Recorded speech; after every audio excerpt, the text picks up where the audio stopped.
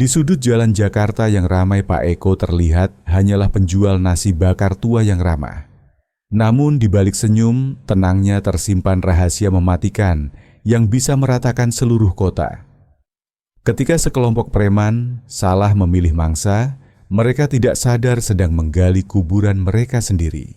Sebelum ketegangan, dimulai tulis di kolom komentar dari kota mana kalian menonton video ini. Jam menunjukkan pukul 5:43 pagi di Jalan Raya Fatmawati, pinggiran Jakarta Selatan. Uap panas dari kukusan nasi bakar mulai mengepul ke udara bercampur dengan embun pagi, menandakan dimulainya rutinitas harian. Pak Eko, atau yang kadang dipanggil Pak Kumis oleh pelanggannya, menata gerobak aluminiumnya dengan presisi yang selalu sama. Tangannya kokoh, tatapannya rendah dan tenang. Bagi para tetangga di perumahan padat itu, dia hanyalah seorang penjual nasi bakar yang rajin dan tepat waktu. Namun bagi kelompok sindikat kejahatan jalanan, dia adalah sebuah target operasi. Sudah berhari-hari mereka mengikutinya.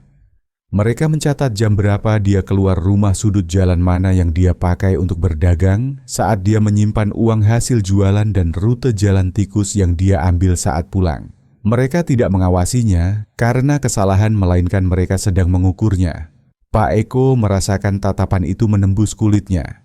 Sebuah mobil kijang hitam yang lewat 2 kali dengan pelan. Pria-pria berjaket kulit yang menatap tajam tanpa membeli apapun. Keheningan yang terasa lebih berat daripada sebuah ancaman terbuka.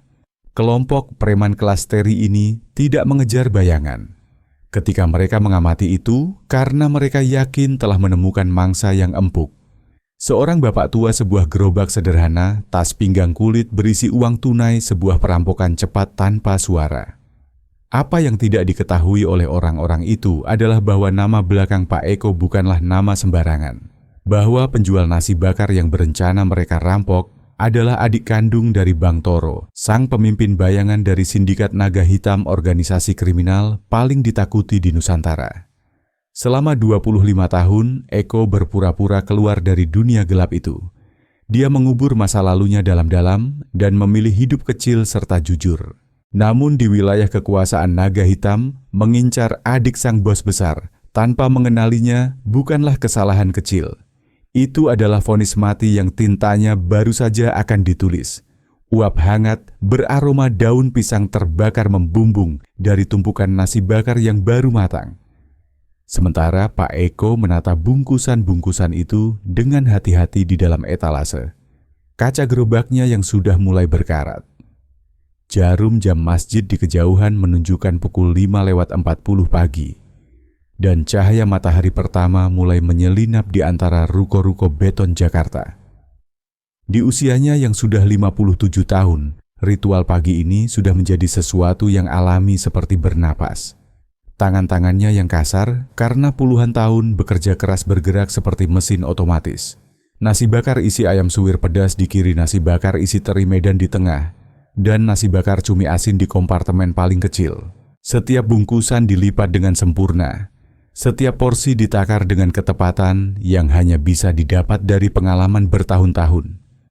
Aroma santan daun kemangi dan rempah-rempah bercampur dengan udara sejuk subuh menciptakan wangi khas yang sudah dikenali pelanggan setianya bahkan dari jarak 2 blok.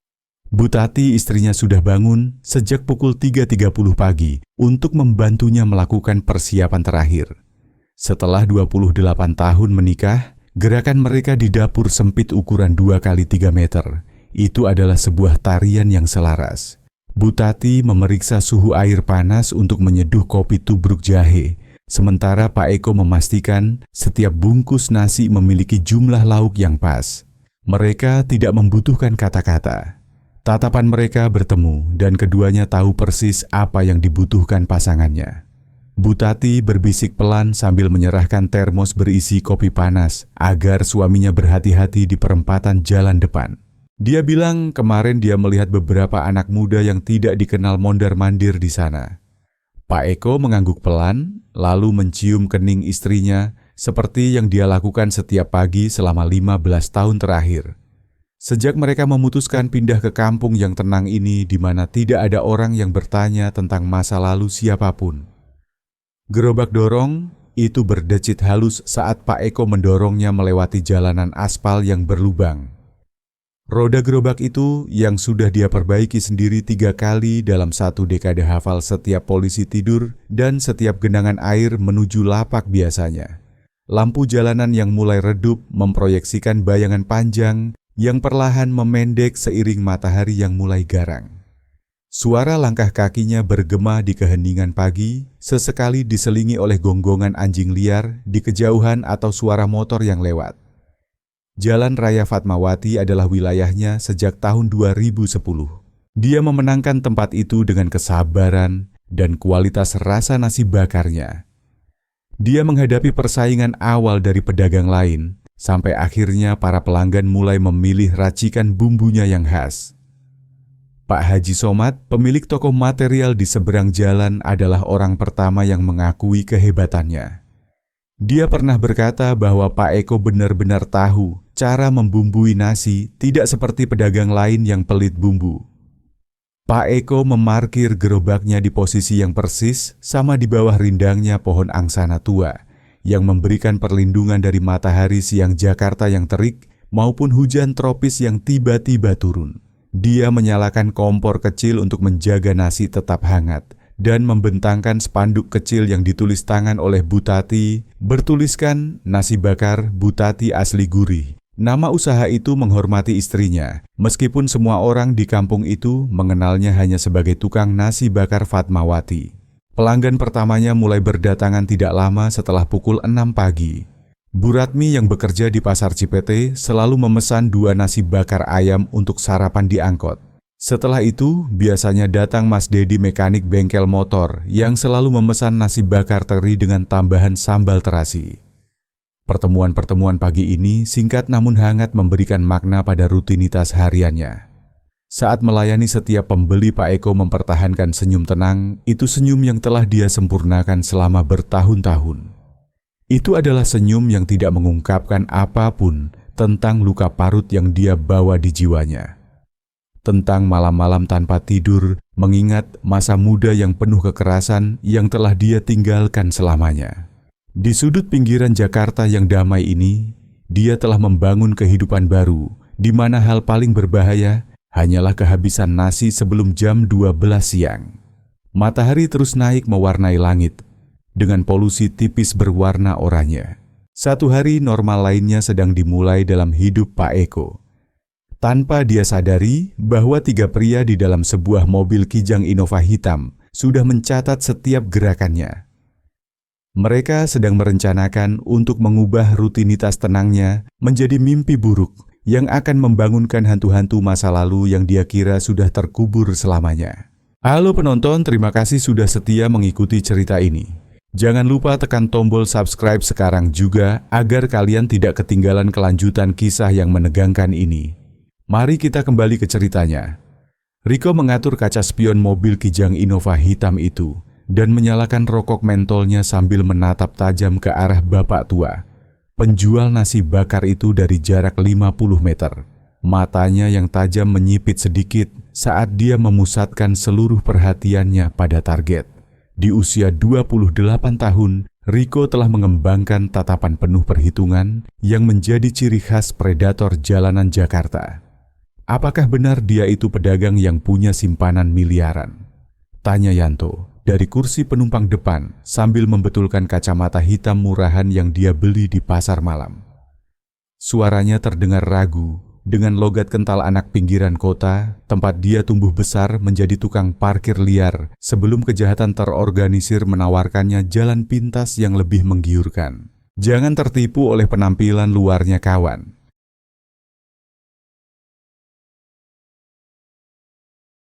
Yang sedikit terbuka. Informanku di pasar induk memastikan bahwa orang tua ini sudah menimbun uang seperti semut selama 15 tahun. Setiap hari Jumat, dia menghitung uang tunai dan memasukkannya ke dalam tas kulit lusuh itu. Menurutmu apakah ada orang yang melakukan itu jika tidak ada sesuatu yang disembunyikan? Darto yang duduk di kursi belakang mobil sedang membersihkan pistol rakitannya dengan kain berminyak. Jari-jarinya yang tebal penuh dengan bekas luka, perkelahian tawuran, bergerak dengan ketangkasan seseorang yang sudah akrab dengan senjata sejak remaja. "Adik perempuanku tinggal di kompleks sebelah," gumam Darto tanpa mengangkat wajah. Dia bilang semua orang di kampung ini kenal Pak Eko dan dia orang baik.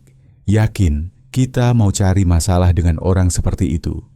Riko menoleh cepat ke belakang, matanya berkilat dengan campuran rasa jengkel dan meremehkan. "Sejak kapan kamu jadi pekerja sosial, Darto? Orang tua itu punya uang. Kita butuh uang. Itu matematika sederhana. Lagi pula orang baik adalah orang yang paling jarang melawan." Kata-katanya memotong udara di dalam mobil seperti pisau tajam, mengingatkan mereka semua mengapa dia yang memimpin kelompok ini. Dan mereka hanya mematuhi perintah. Selama 40 menit, mereka mengamati rutinitas Pak Eko dalam diam. Setiap pelanggan yang mendekat, setiap gerakan si penjual nasi bakar, setiap detail direkam dalam pikiran jahat mereka yang sudah mulai merajut jaring perangkap di sekitar korban berikutnya. Riko membuat catatan mental.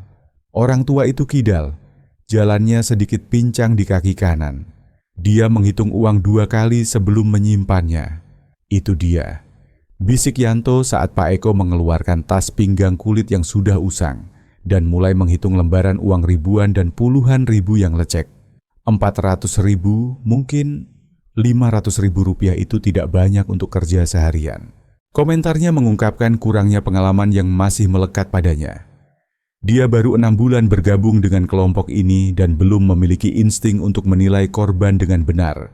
"Apa yang kamu lihat itu hanyalah uang receh harian," bentak Riko dengan ketidaksabaran yang meningkat. Uang yang sebenarnya ada di rumahnya disembunyikan di tempat yang dia pikir tidak akan ditemukan orang. Menurutmu, apakah ada orang yang mempertahankan bisnis yang sama selama 15 tahun tanpa menabung apapun? Pakai otakmu. Ketika Pak Eko mulai mendorong gerobaknya pulang menuju perumahan warga, Riko menyalakan mesin mobil dan mengikutinya dari jarak aman. Mobil kijang itu meluncur tanpa suara di jalanan aspal, menjaga jarak 2 blok di belakang, memanfaatkan kemacetan sore Jakarta untuk tidak terlihat. Riko telah mempelajari teknik pengawasan selama bertahun-tahun bekerja untuk sindikat yang lebih besar sebelum membentuk kelompoknya sendiri. "Ambil jalan tikus di sebelah sana," perintah Riko saat mereka mendekati perumahan tempat tinggal Pak Eko. "Kita akan sampai lebih dulu dari dia dan melihat persis di mana dia tinggal." Yanto mematuhi perintah itu, memutar setir tajam ke kanan dan menginjak gas untuk mengambil jalan memutar, sebuah manuver yang sudah mereka latih puluhan kali dalam operasi sebelumnya. Rumah Pak Eko persis seperti yang mereka duga. Kecil, dicat warna merah muda yang sudah pudar dengan pagar besi berkarat dan tanaman bougainville yang dirawat Butati dengan telaten. Jendela kayu rumah itu tertutup tirai kain bunga-bunga sederhana. Di halaman depan yang sempit, terlihat pakaian yang sedang dijemur di tali tambang. Itu adalah gambaran sempurna dari kelas pekerja Indonesia jujur dan terlihat rapuh. "Lihat bangunan tambahan di belakang itu," tunjuk Darto ke arah sebuah kamar kecil yang dibangun dari batako kasar. "Disitulah dia pasti menyimpan semuanya." Orang tua yang tidak percaya bank selalu menyembunyikan uang jauh dari bangunan utama. Pengalamannya merampok rumah-rumah sederhana telah mengajarinya pola perilaku keluarga kelas menengah bawah. Riko tersenyum puas sambil mematikan mesin mobil. Mereka telah menemukan lokasi yang sempurna untuk operasi mereka berikutnya. Sebuah keluarga pekerja yang tampaknya tidak berdaya di sebuah kampung di mana tetangga enggan mencampuri urusan orang lain. Segalanya tampak sejalan untuk sebuah aksi cepat dan sukses. Apa yang tidak bisa dibayangkan oleh ketiga penjahat itu adalah bahwa 3 rumah dari sana, di lantai 2 sebuah ruko, seorang pria dengan teropong militer telah mengamati pergerakan mereka sejak setengah jam yang lalu. Dan pria itu sudah mulai melakukan panggilan telepon yang akan mengubah operasi rutin ini menjadi kesalahan paling fatal dalam hidup mereka. Aroma sambal terasi dan ikan asin goreng memenuhi dapur kecil keluarga Pak Eko saat dia pulang sore itu. Butati sedang menyelesaikan menyetrika seragam sekolah di meja makan tangannya yang terampil meluncurkan setrika dengan gerakan presisi yang sudah terlatih. Puluhan tahun menerima jahitan dari tetangga. "Bagaimana jualan hari ini, Pak?" tanya Bu Tati tanpa mengangkat wajah dari pekerjaannya meskipun dia sudah menangkap ekspresi khawatir di wajah suaminya. Setelah hampir 3 dekade bersama dia, bisa membaca suasana hati suaminya sejelas membaca halaman koran pagi. Pak Eko mencuci tangannya di wastafel dapur yang kecil menggosoknya lebih lama dari biasanya sambil menata pikirannya. "Aneh, Bu, sangat aneh," gumamnya akhirnya sambil mengeringkan tangan dengan lap kumal yang tergantung di dekat kompor. Ada beberapa anak muda yang mondar-mandir di dekat lapak sejak hari Rabu. Mereka membeli nasi, tapi tetap di sana hanya mengamati. Bu Tati meletakkan setrika di alasnya dan berbalik menatap suaminya secara langsung. Mata coklatnya yang dihiasi kerutan halus usia paruh. Baya memancarkan kecemasan yang sama yang pernah dia rasakan di tahun-tahun awal pernikahan mereka saat suaminya masih sering terbangun karena mimpi buruk masa lalu. "Apakah Bapak pikir mereka dari..." Bu Tati mulai bertanya, tapi Pak Eko menggelengkan kepala sebelum istrinya bisa menyelesaikan kalimat itu.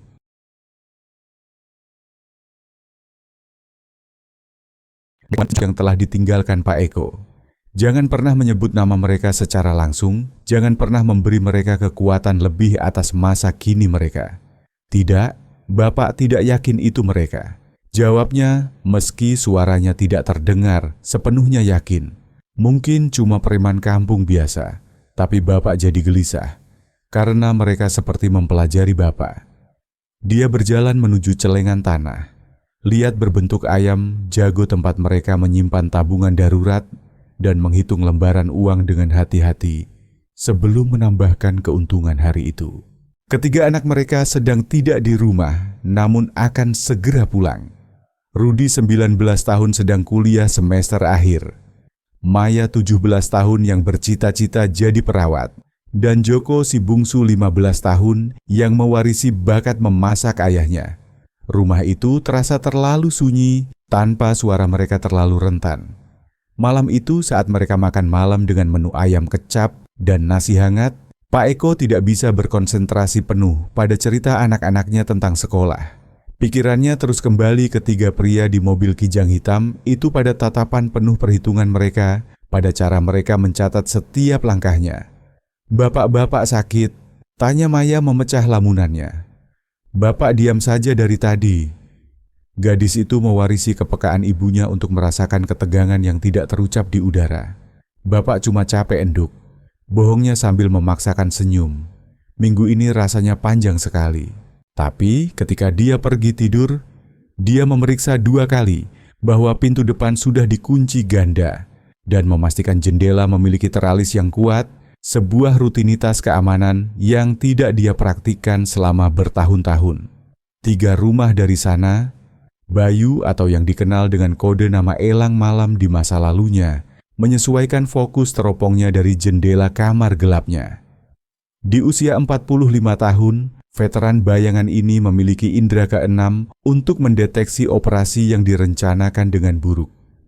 3 anak ingusan di mobil kijang itu sudah berkeliaran di kampung ini sepanjang minggu. Seperti amatiran tanpa menyadari bahwa kecerobohan mereka telah menempatkan mereka dalam radar seseorang yang jauh lebih berbahaya. Bayu mengenal Bang Toro, kakak kandung Pak Eko, sejak tahun 90-an. Ketika keduanya masih merintis karir di dunia bawah tanah Jakarta, mereka pernah berbagi sel di penjara. Cipinang pernah merencanakan pelarian bersama dan membentuk persaudaraan yang ditempa dalam kekerasan dan rasa hormat.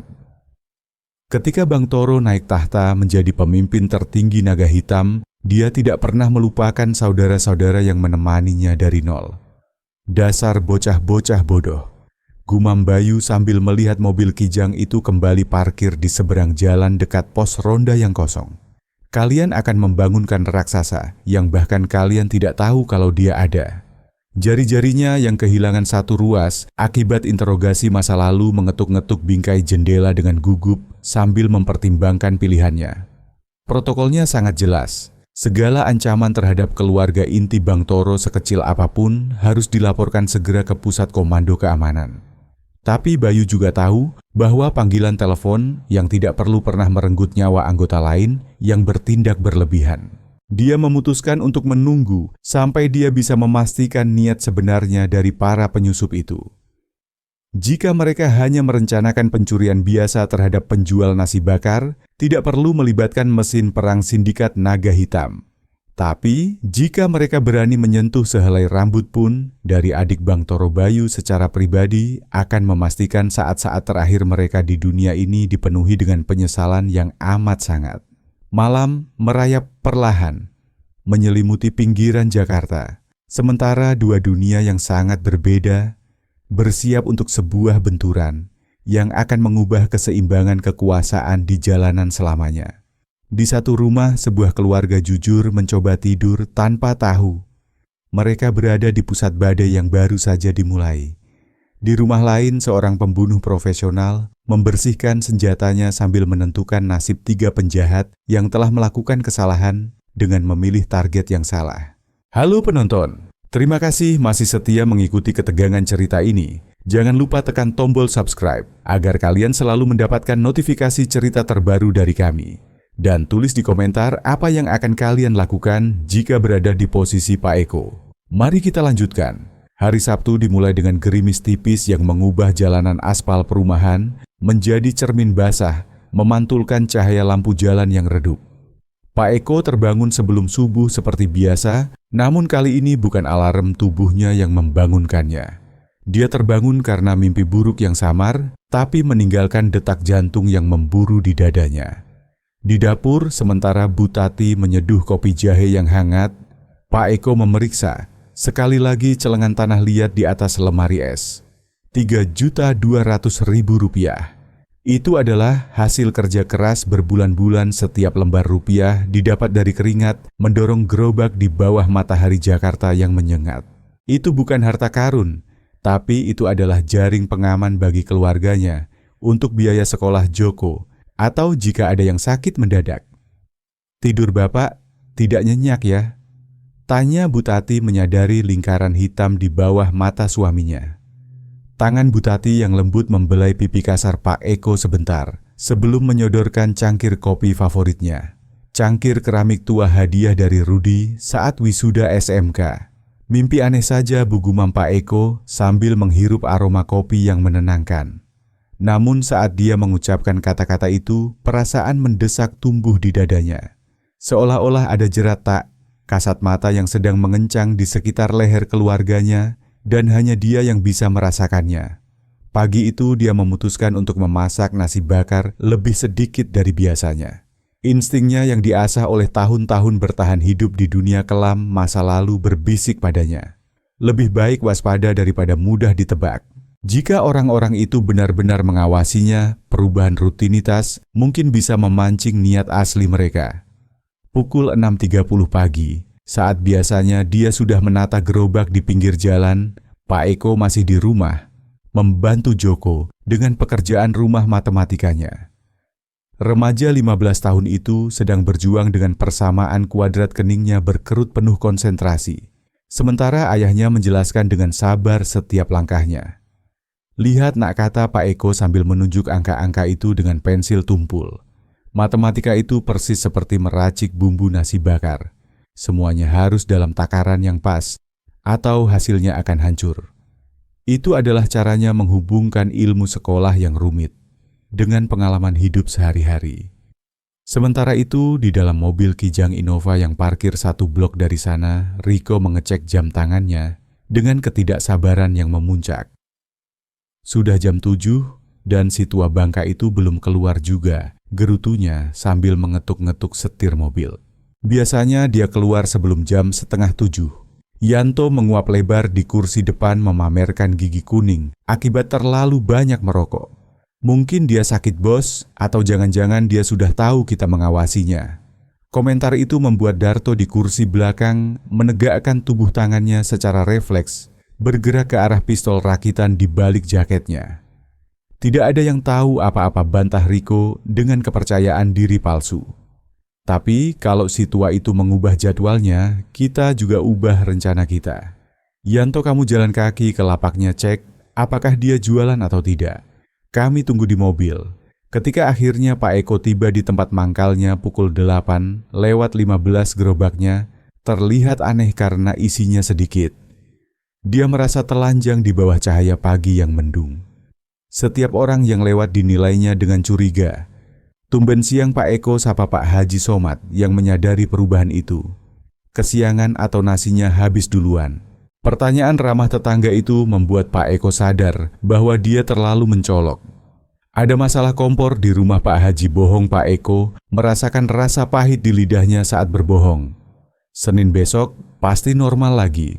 Sambil melayani pesanan Pak Haji, matanya menyapu jalanan mencari tanda-tanda bahaya. Dan dia menemukannya pada pukul 9.30. Yanto berjalan santai di seberang jalan, berpura-pura melihat etalase toko pulsa, tapi matanya terus mencuri pandang ke arah gerobak nasi bakar. Pak Eko langsung mengenali wajah itu sebagai salah satu pria yang dia lihat minggu lalu. Jantung Pak Eko berpacu lebih cepat, tapi tangannya tetap stabil saat membungkus nasi. Pikirannya menghitung pilihan dengan cepat. Dia bisa bertahan di sini dan menghadapi apapun yang datang, atau dia bisa tutup lebih awal dan pulang untuk melindungi bentengnya. Keputusan itu diambil seketika saat dia melihat mobil Kijang hitam itu melaju pelan dari ujung jalan. Para penumpangnya menatap lurus ke arahnya dengan intensitas yang tidak menyisakan keraguan tentang niat jahat mereka. Pak Eko mulai membereskan dagangannya dengan gerakan yang sengaja diperlambat, seolah itu rutinitas biasa. Padahal otaknya sudah menyusun rute pelarian teraman menuju rumah. Pada saat yang sama di jendela ruko 3 rumah, dari kediaman Pak Eko Bayu baru saja selesai memasukkan peluru ke dalam senapan laras panjangnya. Dia menempelkan telepon satelit enkripsi ke telinganya dan menekan tombol panggilan cepat ke pusat komando keamanan Naga Hitam. Kesabarannya sudah habis. Telepon itu bergetar 3 kali sebelum suara kering dan profesional menjawab di ujung sana. Pusat keamanan sebutkan identitas. Protokolnya ketat, tidak ada nama asli, hanya kode yang berubah setiap minggu. Di sini Elang Malam. Kode Zai 77 jawab. Bayu matanya tetap terpaku lewat teropong mengawasi mobil Kijang yang kini parkir tepat di depan rumah Pak Eko. Situasi kode merah di wilayah Fatmawati Selatan. Potensi ancaman langsung terhadap keluarga yang dilindungi. Hening beberapa detik sementara operator memverifikasi kode di basis data mereka. Sistem keamanan sindikat Bank Toro telah berevolusi menjadi jaringan intelijen yang lebih canggih dari polisi dengan prosedur khusus untuk setiap tingkat ancaman. Terkonfirmasi Elang Malam deskripsikan situasi perintah suara itu kini dengan nada urgensi yang menandakan panggilan telah dialihkan ke supervisor tingkat tinggi. Di pusat komando yang berjarak 40 km dari sana, 2 analis intelijen sudah memetakan lokasi panggilan di layar digital. 3 subjek dalam Kijang Innova hitam. Pelat nomor palsu. Sudah mengawasi target selama 4 hari. Subjek terlihat merencanakan serbuan rumah. Saya minta konfirmasi status perlindungan target, lapor Bayu dengan dingin. Jeda yang menyusul terasa mencekam. Cukup lama bagi Bayu untuk tahu bahwa laporannya telah mengaktifkan lonceng bahaya di level tertinggi organisasi. Ketika suara itu kembali, itu adalah suara komandan operasi. Elang Malam di sini Komando Alfa. Target berada di bawah perlindungan level 5. Saya ulangi, level 5. Apakah Anda paham implikasinya?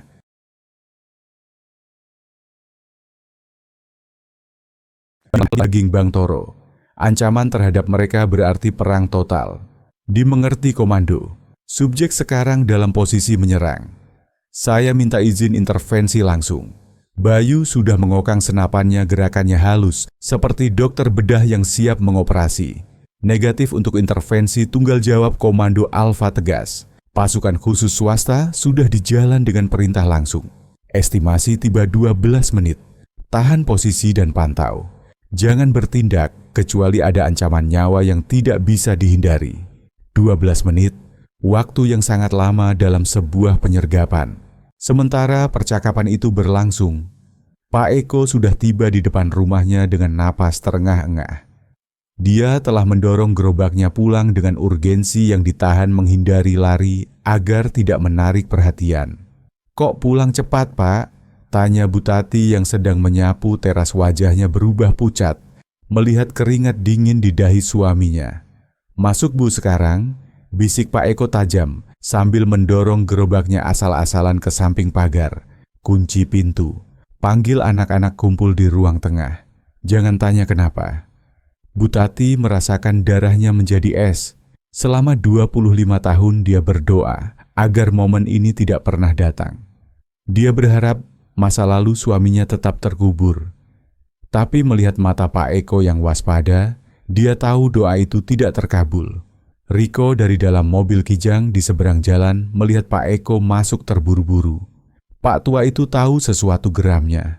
Dia gugup, kalau kita tunggu nanti malam dia pasti sudah kabur atau memanggil polisi.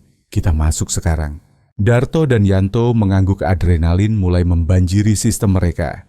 Mereka keluar dari mobil menyembunyikan senjata di balik jaket dan berjalan cepat menuju pagar rumah cat merah muda itu. Bayu melihat mereka turun dari mobil lewat teropongnya.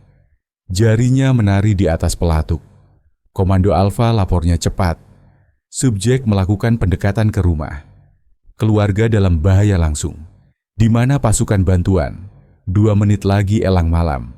Tahan tembakan. Suara di telinganya terdengar tegang. Di dalam rumah Pak Eko mendengar langkah kaki berat di teras depan. Dia tahu waktunya sudah habis. Dia tidak punya senjata, hanya keberanian seorang ayah dan sisa-sisa naluri pembunuh yang sudah lama tertidur. Suara pintu depan didobrak. Paksa terdengar seperti ledakan bom di telinga mereka. Engsel pintu kayu murah itu menyerah di bawah tendangan Darto. Serpihan kayu berhamburan ke ruang tamu.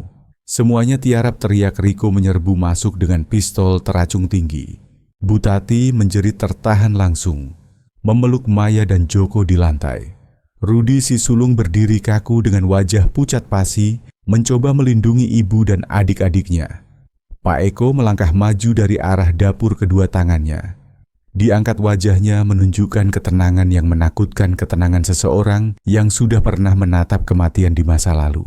"Jangan sakiti keluarga saya," kata Pak Eko dengan suara rendah dan stabil. "Ambil apapun yang kalian mau, tapi jangan sentuh mereka." Riko menyeringai lebar merasa menang. Dia mengira dia sedang berhadapan dengan penjual nasi bakar yang lemah. Dia tidak tahu bahwa dia baru saja menodongkan senjata ke arah adik kandung dari monster paling berbahaya di Indonesia. Dan di luar sana, pasukan hitam sedang mendekat untuk mengubah perumahan damai itu menjadi neraka bagi Riko dan teman-temannya. Halo penonton, terima kasih masih bersama kami. Ketegangan semakin memuncak, jadi pastikan kalian menonton sampai akhir untuk melihat bagaimana nasib keluarga Pak Eko. Mari kita lanjutkan.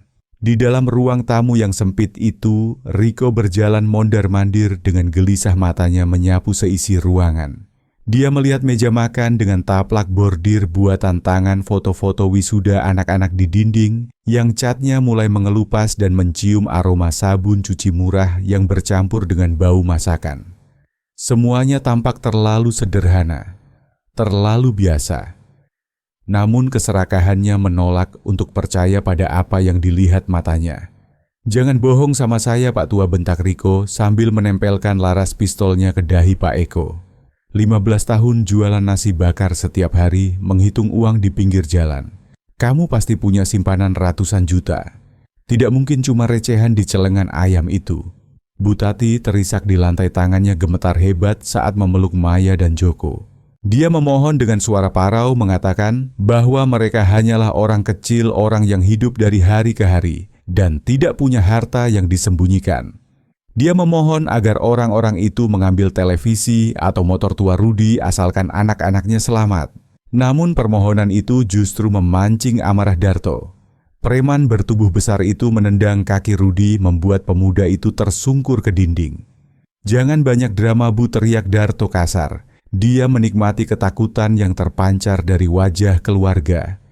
Itu menikmati kekuasaan semu yang diberikan oleh senjata rakitan di tangannya. Melihat anaknya disakiti, sesuatu yang gelap dan dingin bergejolak di dalam dada Pak Eko. Itu adalah perasaan yang sudah lama dia kubur, sebuah insting membunuh yang dulu pernah membuatnya ditakuti di dunia hitam. Namun dia menahannya sekuat tenaga. Dia tahu satu gerakan salah akan membuat pelatu itu ditarik dan dia akan kehilangan segalanya. Dengarkan saya, kata Pak Eko dengan nada suara yang anehnya sangat tenang, membuat Riko sedikit tertegun. Uang yang kalian cari tidak ada di sini. Uang itu saya simpan di berangkas di gudang belakang. Tapi kuncinya kombinasi putar dan hanya saya yang bisa membukanya. Itu adalah kebohongan yang diciptakan dalam hitungan detik. Tujuannya sederhana, memisahkan pemimpin kelompok itu dari keluarganya dan mengulur waktu. Setiap detik yang berlalu adalah kesempatan bagi bantuan untuk datang jika memang bantuan itu nyata. Riko menyipitkan matanya menimbang-nimbang. Keserakahan akhirnya memenangkan logika. Bagus, kata Riko sambil menyeringai licik. Darto, kamu jaga istri dan anak-anaknya di sini. Kalau si tua ini macam-macam, tembak yang paling kecil dulu. Ancaman itu membuat darah Pak Eko mendidih, namun wajahnya tetap datar seperti tembok beton. Dia mengangguk pelan lalu memberi isyarat, mata sekilas pada Rudi, isyarat bapak dan anak, agar Rudi tetap tenang dan tidak melawan. Riko kemudian mendorong punggung Pak Eko dengan kasar, memaksanya berjalan menuju lorong sempit yang mengarah ke dapur dan gudang belakang. Sementara itu, di luar rumah, suasana berubah mencekam dalam diam. Bayu, sang penembak jitu, melihat lewat teropong inframerahnya bahwa situasi di dalam rumah semakin kritis. Dia melaporkan kepada pusat komando bahwa para pelaku mulai melakukan kekerasan fisik terhadap Sandera. Tahan posisi elang malam, suara komandan pasukan khusus terdengar di telinganya. Tim Serbu Alfa sudah di lokasi. Masuk dalam 543.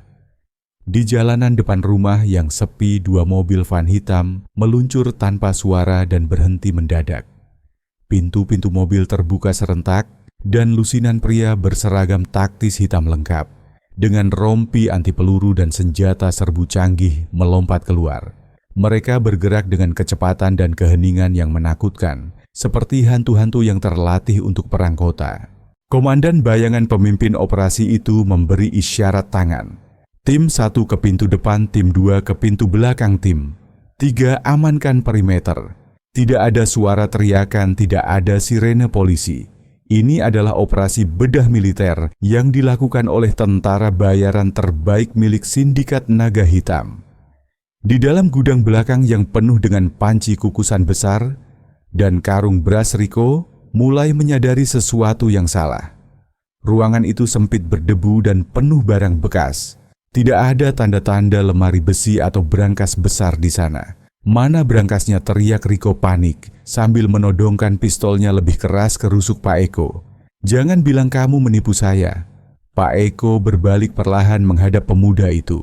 Dia mengangkat tangannya pura-pura hendak memindahkan tumpukan kardus mie instan. Sabar, nak, ada di balik tumpukan ini, dustanya lagi. Dia sedang menghitung detak jantungnya sendiri, menunggu momen yang tepat untuk merebut senjata itu, atau mati mencobanya. Tapi sebelum Riko sempat berteriak lagi, neraka pecah di ruang tamu depan. Suara ledakan kecil namun memekakkan telinga terdengar saat pintu depan dan jendela samping dihancurkan secara bersamaan. Granat kejut meledak memancarkan cahaya putih, menyilaukan, dan suara dentuman yang melumpuhkan indera pendengaran. Dalam hitungan detik, Darto dan Yanto yang berada di ruang tamu mendapati diri mereka berhadapan dengan 5 titik laser merah yang menari-nari di dada mereka. Senapan serbu otomatis mengarah tepat ke kepala mereka. Jatuhkan senjata, tiarap sekarang. Perintah itu diteriakan bukan dengan nada panik, tapi dengan otoritas mutlak yang membuat lutut Darto lemas seketika.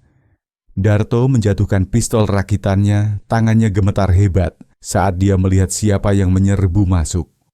Itu bukan polisi biasa. Itu adalah pasukan dengan peralatan tempur lengkap, jenis pasukan yang hanya dia lihat di film perang atau berita tentang kartel internasional.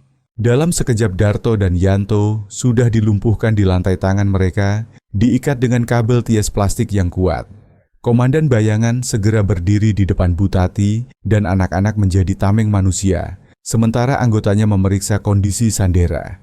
Aman ruang tamu, aman lapornya lewat radio komunikasi di lehernya. Target utama dan satu pelaku masih di gudang belakang.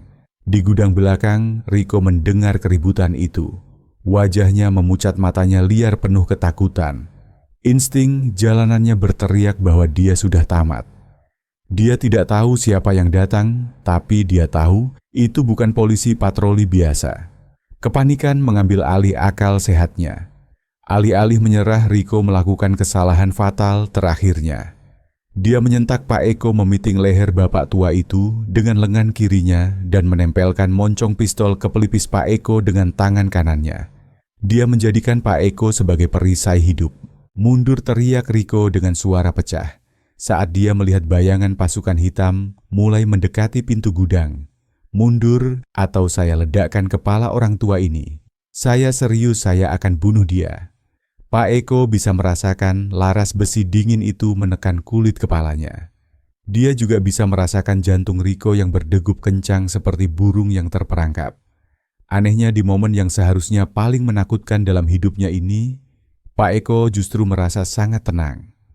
Topeng penjual nasi bakar yang ramah itu perlahan retak, dan di bawahnya jiwa seorang mantan petinggi dunia hitam mulai mengambil alih. Dia tahu pasukan di depan sana tidak akan menembak sembarangan karena nyawanya ada dipertaruhkan. Dia juga tahu Riko hanyalah amatiran yang sedang ketakutan setengah mati. Nak, bisik Pak Eko pelan, suaranya berubah drastis. Tidak ada lagi nada gemetar, tidak ada lagi nada memohon. Suaranya kini berat, penuh wibawa dan tajam seperti silet. Sebaiknya kamu turunkan senjata itu sekarang juga. Riko terkesiap kaget mendengar perubahan nada bicara sanderanya. Diam kamu, tua bangka, bentaknya, tapi tangannya gemetar semakin hebat. Pak Eko tidak diam. Dia melanjutkan ucapannya dengan tenang. Kamu tidak tahu siapa yang datang menjemputmu kan? Kamu pikir kamu merampok tukang nasi bakar biasa. Dari balik pintu gudang, komandan bayangan memberi isyarat pada penembak jitu di seberang gedung lewat radio. Elang malam, apakah kamu punya sudut tembak bersih ke arah pelaku di gudang?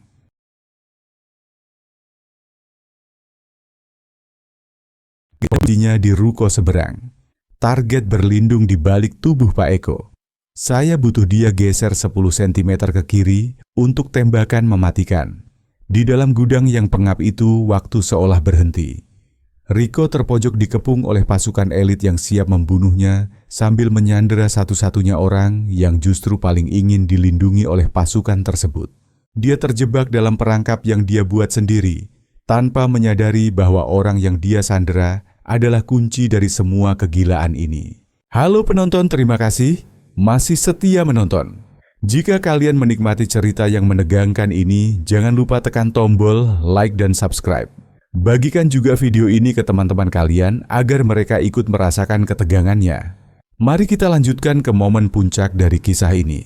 Di dalam gudang yang pengap dan berdebu, itu Riko masih menempelkan pistolnya ke kepala Pak Eko. Napas pemuda itu memburu, keringat dingin mengucur deras di pelipisnya. Dia berteriak ke arah pintu, mengancam akan menembak jika pasukan di luar sana berani mendekat satu langkah lagi. Pak Eko bisa merasakan tangan Riko yang gemetar hebat. Dia tahu bahwa ketakutan seorang amatir jauh lebih berbahaya daripada ketenangan seorang profesional. Jari yang gemetar itu bisa menarik pelatuk tanpa sengaja kapan saja. Pak Eko memejamkan matanya sejenak, menarik napas panjang, dan memutuskan untuk melakukan satu-satunya hal yang bisa menyelamatkan nyawa mereka berdua. Dia harus membuka topengnya. Nak, bisik Pak Eko dengan suara yang tenang, namun berwibawa. Apakah kamu tahu siapa saya sebenarnya? Riko tersentak kaget mendengar pertanyaan itu. Dia membentak agar Pak Eko diam dan mengingatkan bahwa dia hanya seorang tukang nasi bakar tua. Suaranya terdengar histeris, mencoba meyakinkan dirinya sendiri bahwa dia masih memegang kendali. Nama saya Eko Prasetyo, potong Pak Eko dengan nada tegas mengabaikan bentakan Riko. Dan abang kandung saya bernama Toro Prasetyo. Atau mungkin kamu lebih mengenalnya dengan sebutan Bang Toro, sang naga hitam. Hening seketika menyelimuti ruangan sempit itu. Nama Bang Toro bukan sekadar nama biasa di dunia bawah tanah Jakarta. Itu adalah nama yang diucapkan dengan berbisik di lorong-lorong gelap, nama yang membuat preman paling sadis pun menunduk hormat atau gemetar ketakutan. Bang Toro adalah mitos hidup pemimpin bayangan yang mengendalikan separuh perputaran uang haram di Nusantara. Wajah Riko berubah menjadi pucat pasi, seolah seluruh darah di tubuhnya tersedot keluar. Dia menatap Pak Eko dengan mata terbelalak mencari tanda-tanda kebohongan. Tapi yang dia temukan di mata bapak tua itu hanyalah tatapan dingin seorang veteran tatapan yang sama persis dengan legenda menakutkan tentang Bang Toro. Tidak mungkin, gagap Riko, suaranya hampir tidak terdengar. Kamu cuma pedagang kaki lima. Kamu sudah 25 tahun di sini. Benar, jawab Pak Eko datar. Saya memilih hidup jujur. Saya memilih meninggalkan bisnis keluarga. Tapi itu tidak berarti keluarga saya melupakan saya. Pak Eko membiarkan kata-katanya meresap ke dalam otak Riko yang sedang kacau. Lalu dia melanjutkan dengan nada yang terdengar, seperti nasihat seorang ayah kepada anak yang nakal, namun dengan implikasi yang mematikan. Apakah kamu mengerti sekarang siapa orang-orang berseragam hitam di luar sana? Mereka bukan polisi. Mereka adalah pasukan pembersih milik abang saya. Jika kamu tidak menjatuhkan pistol itu, sekarang mereka tidak akan menangkapmu. Mereka akan mencincangmu, dan tidak akan ada yang bisa menemukan potongan tubuhmu besok pagi. Riko menatap pintu gudang dengan horor. Dia membayangkan pasukan elit di luar sana, monster-monster bersenjata lengkap yang dikirim oleh Raja Iblis itu sendiri. Dia sadar dia tidak sedang menyandera seorang korban. Dia sedang memeluk bom waktu yang akan menghancurkan seluruh eksistensinya. Jatuhkan senjatanya, nak, perintah Pak Eko lembut. Menyerahlah sekarang, biarkan abang saya yang memutuskan nasibmu. Itu satu-satunya kesempatanmu untuk bernapas lebih lama. Bunyi logam beradu dengan lantai semen terdengar nyaring saat pistol itu jatuh dari tangan Riko yang lemas. Pemuda itu mundur 2 langkah. Mengangkat kedua tangannya tinggi-tinggi, air mata ketakutan mulai mengalir di wajahnya. Dia sudah kalah telak, bahkan sebelum peluru pertama dilesatkan. Dalam hitungan detik pintu gudang didobrak masuk. Komandan bayangan dan 2 anggotanya menyerbu dengan gerakan kilat. Riko langsung diringkus, wajahnya ditekan ke lantai, dan tangannya diikat dengan kabel ties. Dia tidak melawan sedikit pun. Jiwanya sudah hancur oleh nama besar yang baru saja dia dengar. Komandan bayangan berdiri tegak di hadapan Pak Eko, lalu melakukan sesuatu yang mengejutkan. Dia menyarungkan senjatanya dan menundukkan kepalanya sedikit memberi hormat dengan penuh rasa segan. "Maaf, kami terlambat masuk, Pak," kata komandan itu dengan nada hormat yang kental. Situasi sudah terkendali. Keluarga Bapak aman di ruang tengah. Pak Eko menghela napas panjang, merasakan adrenalin perlahan surut dari tubuhnya. Kakinya terasa lemas, bukan karena takut, tapi karena beban rahasia yang selama ini dia pikul sendirian, akhirnya terlepas. "Terima kasih, Komandan," jawab Pak Eko pelan. "Tolong pastikan anak-anak saya tidak melihat kekerasan lagi." Komandan bayangan mengangguk, lalu mengeluarkan sebuah telepon satelit dari saku rompi taktisnya. Telepon itu sudah tersambung. Dia menyodorkannya kepada Pak Eko dengan kedua tangan. "Beliau ingin bicara dengan Bapak," kata komandan itu. Pak Eko menatap telepon itu sejenak. Sudah 26 tahun dia tidak mendengar suara abangnya.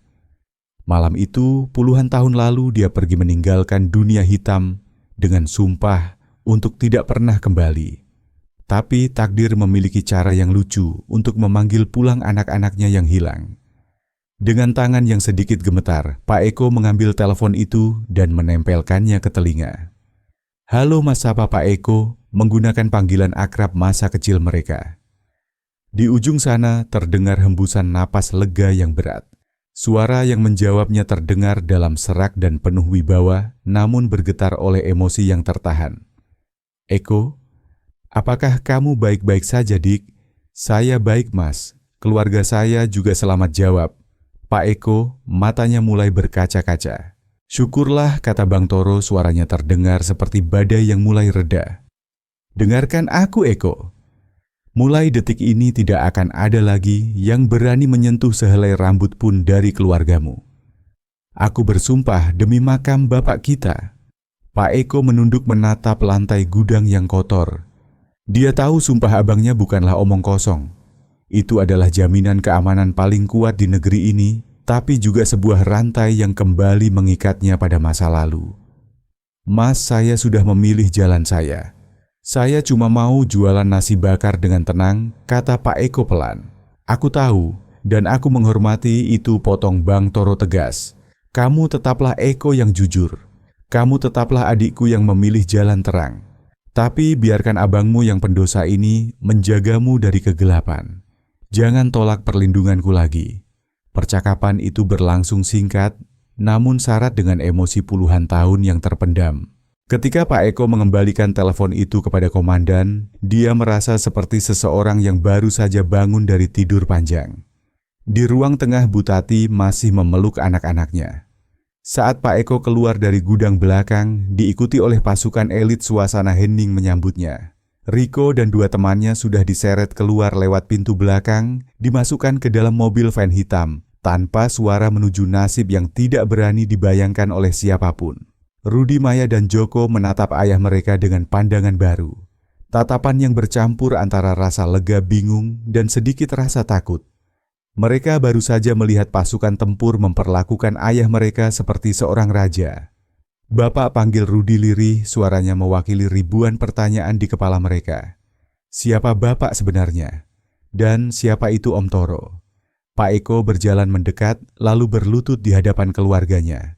Dia memegang tangan Bu Tati yang dingin dan menatap mata anak-anaknya satu persatu. Sudah tidak ada gunanya lagi bersembunyi. Kebenaran sepahit apapun harus diungkapkan malam ini juga. "Bapak tetaplah bapak kalian," jawab Pak Eko lembut. "Tukang nasi bakar yang menyayangi kalian lebih dari nyawanya sendiri. Tapi memang benar bapak punya seorang kakak. Namanya Toro. Dan dia adalah orang yang sangat kuat yang hidup di dunia yang berbeda dengan kita." "Apakah kita keluarga penjahat?" tanya Maya. Polos air mata masih menggenang di matanya. "Tidak," nak tegas Pak Eko. "Bapak memilih keluar dari sana demi kalian. Kita adalah keluarga yang memilih jalan yang benar. Om Toro hanya menjaga kita dengan caranya sendiri." Malam itu di ruang tamu sederhana yang pintunya sudah rusak, keluarga Pak Eko berpelukan erat. Di luar rumah, pasukan bayangan Bang Toro mulai menghilang satu persatu dalam kegelapan malam, meninggalkan pesan bisu kepada seluruh dunia bawah tanah Jakarta, bahwa tukang nasi bakar di Jalan Fatmawati itu berada di bawah perlindungan sang naga hitam, dan siapapun yang mengusiknya berarti menantang maut. Halo penonton setia, kita telah sampai di bagian akhir dari kisah yang luar biasa ini. Terima kasih telah menemani perjalanan Pak Eko. Jangan lupa tekan tombol subscribe agar kalian tidak ketinggalan cerita seru berikutnya. Dan bagikan video ini jika kalian terhibur. Mari kita simak babak terakhirnya. Matahari hari Minggu terbit dengan keheningan yang aneh di perumahan itu, seolah-olah alam semesta sedang memulihkan diri dari badai kekerasan yang mengguncang malam sebelumnya. Pak Eko terbangun sebelum azan subuh berkumandang.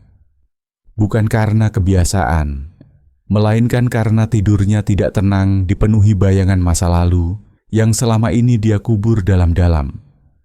Bu Tati sudah duduk di tepi tempat tidur menggenggam tasbih di tangannya, bibirnya bergerak melantunkan doa-doa tanpa suara.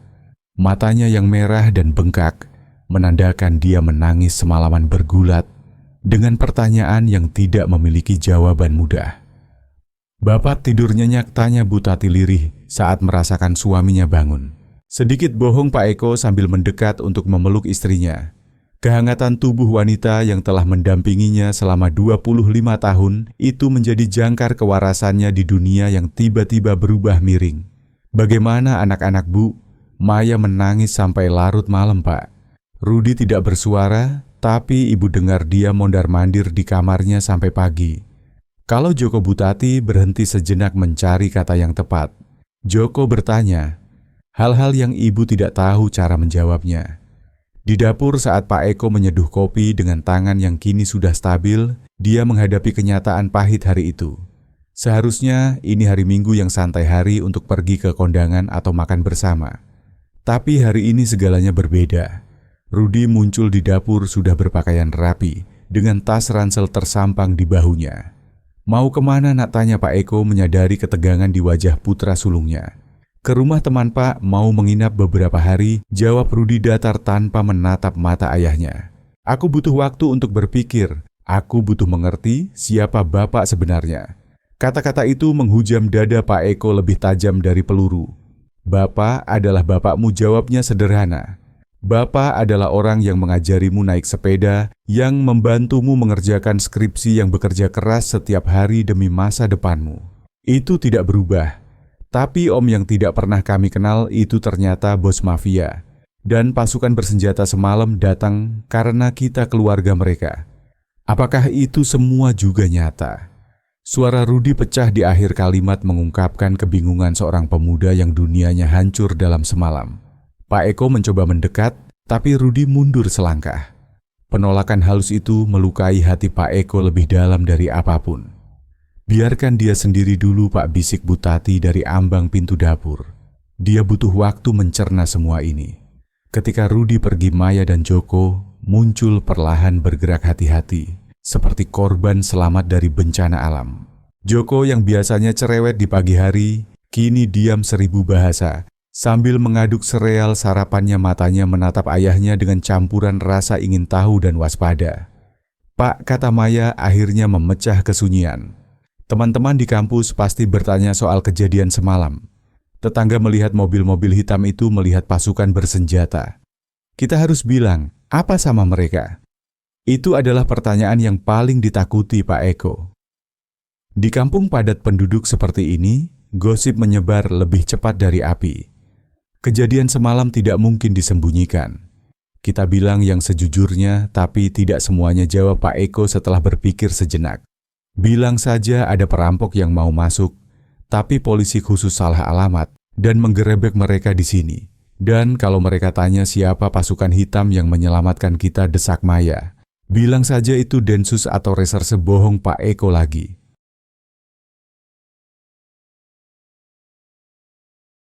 Melindungi mereka dari kebenaran yang terlalu berbahaya untuk diketahui publik.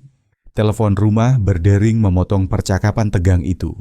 Bu Tati mengangkatnya lalu dengan wajah pucat menyerahkannya pada Pak Eko. Katanya dari Mas Bapak.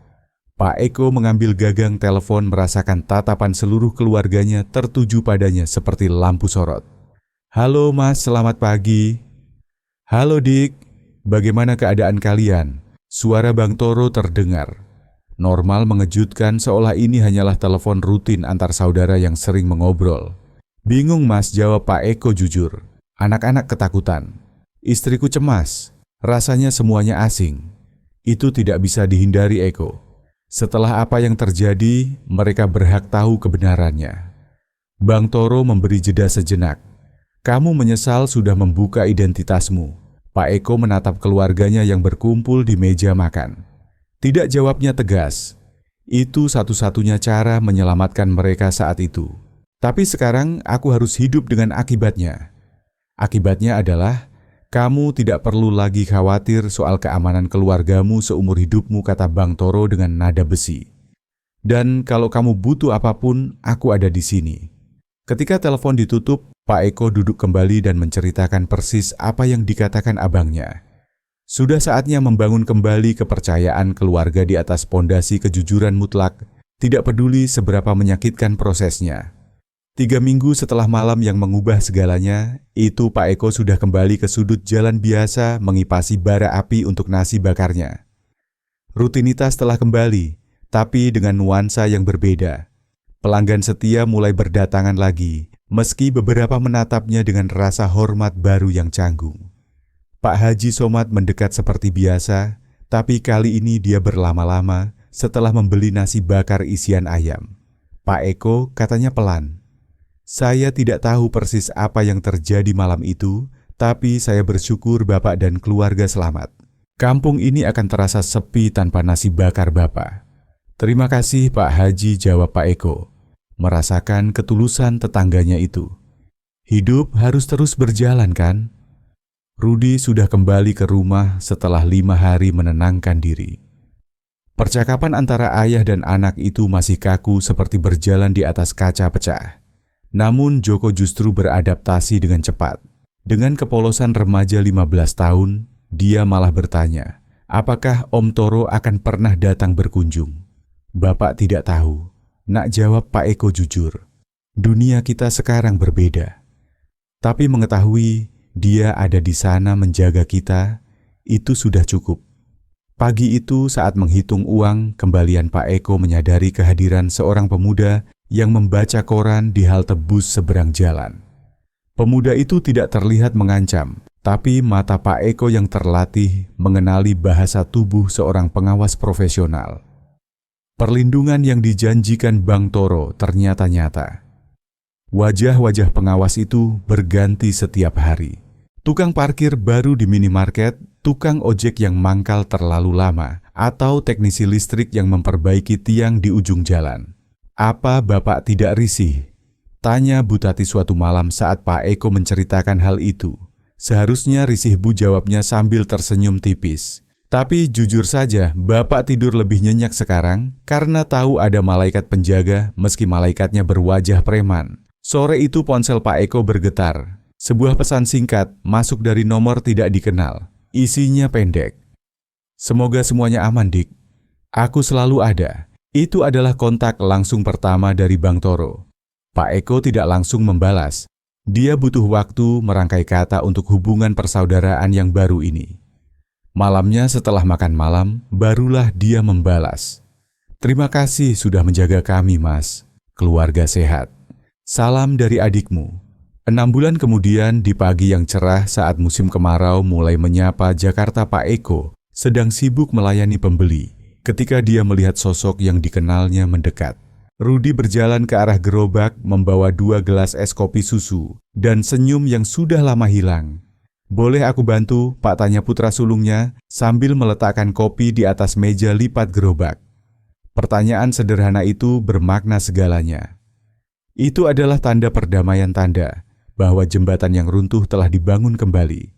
Tentu saja boleh jawab Pak Eko dengan dada sesak oleh rasa haru. Sudah putuskan mau ambil skripsi apa?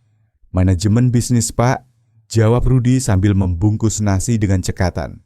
Aku mau belajar mengelola bisnis yang bersih. Aku mau memastikan keluarga kita selalu mengambil keputusan yang benar di masa depan.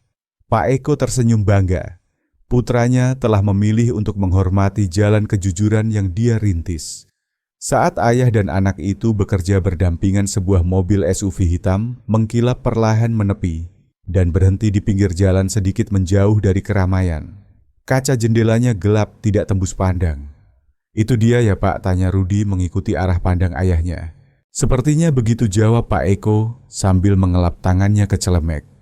Pintu mobil terbuka. Dan seorang pria berbadan tegap mengenakan kemeja batik kasual, namun memancarkan aura kekuasaan yang kuat turun perlahan. Bang Toro berjalan mendekati gerobak nasi bakar itu. Setiap langkahnya mengikis jarak 26 tahun perpisahan mereka. Jual nasi bakar, Mas? Tanya Bang Toro dengan senyum yang mengubah wajah. Garangnya menjadi wajah bocah laki-laki yang diingat Pak Eko dari masa kecil mereka di kampung. Buat kamu selalu gratis, jawab Pak Eko, suaranya sedikit bergetar. Dia mengambil 1 bungkus nasi bakar. Mau isi teri atau ayam suwir? Teri, jawab Bang Toro cepat. Seperti masakan ibu waktu kita kecil dulu saat kita berebut makanan di meja makan. Kenangan itu mencairkan sisa-sisa ketegangan di antara mereka. Rudi memandang pamannya dengan takjub. Sosok legendaris yang selama ini hanya ada dalam bayangan ketakutan, kini berdiri di sana memakan nasi bakar di pinggir jalan berdebu. Bang Toro menoleh pada Rudi dan mengulurkan tangan. Kamu pasti Rudi? Matamu persis seperti kakekmu. Senang bertemu denganmu, Om, jawab Rudi menjabat tangan pamannya dengan erat dan hormat. Bang Toro menghabiskan makanannya memuji masakan adiknya yang tidak pernah berubah, lalu menepuk bahu Pak Eko. Dia tidak berlama-lama. Dia tahu kehadirannya bisa menarik perhatian yang tidak diinginkan. Aku pergi dulu, Dik. Jaga keluargamu, kata Bang Toro sebelum masuk kembali ke mobil mewahnya. Mobil itu melaju pergi menghilang di tengah kemacetan Jakarta, meninggalkan keluarga Pak Eko yang kini utuh kembali. Sore itu keluarga Pak Eko makan malam bersama seperti ribuan malam sebelumnya.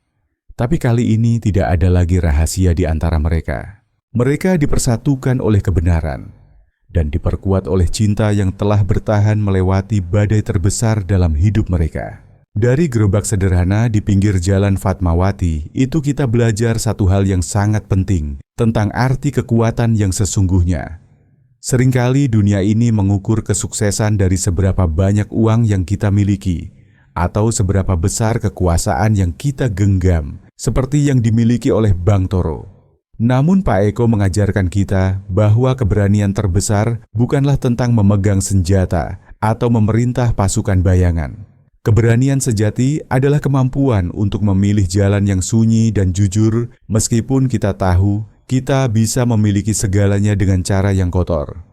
Mudah bagi seseorang yang buas untuk menjadi penjahat, tapi butuh mental setebal baja bagi seorang yang memiliki masa lalu kelam untuk bangun setiap subuh memotong daun pisang dan melayani pembeli dengan senyum ramah hanya demi menafkahi keluarganya dengan uang yang halal. Pak Eko membuktikan bahwa menjadi orang baik adalah pilihan sadar yang harus diperjuangkan setiap hari. Masa lalu memang adalah bayangan yang tidak bisa kita hilangkan. Ia akan selalu ada di belakang kita. Tapi masa depan adalah tentang kemana kita melangkah hari ini. Keluarga Pak Eko selamat bukan hanya karena perlindungan sang kakak, tapi karena cinta tulus seorang ayah yang rela menelan ego dan kebanggaannya demi melindungi orang-orang yang dia cintai. Terima kasih telah menemani perjalanan panjang Pak Eko dan keluarganya bersama kami. Jika kisah tentang pengorbanan kejujuran dan dinamika keluarga ini menyentuh hati kalian, saya mengundang kalian untuk bergabung dengan komunitas kami. Silakan, tekan tombol subscribe di bawah layar ini, agar kita bisa duduk bersama lagi dan menyelami kisah-kisah kehidupan lain yang penuh makna di video berikutnya. Sampai jumpa.